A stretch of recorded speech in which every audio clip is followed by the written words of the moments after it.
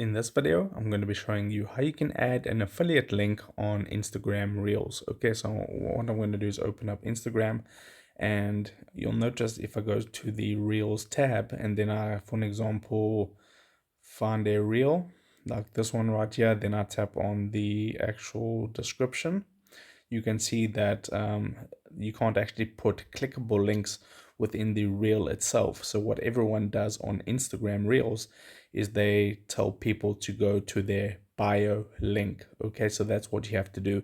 You have to include that call to action for people to click the link in your profile. Just like you can see this account has done right here. It says link in profile. So that's what you have to do on Instagram Reels.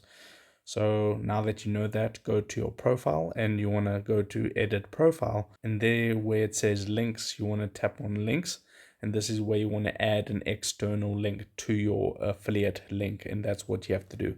Okay, so you just click on add external link and then you just type it in right here.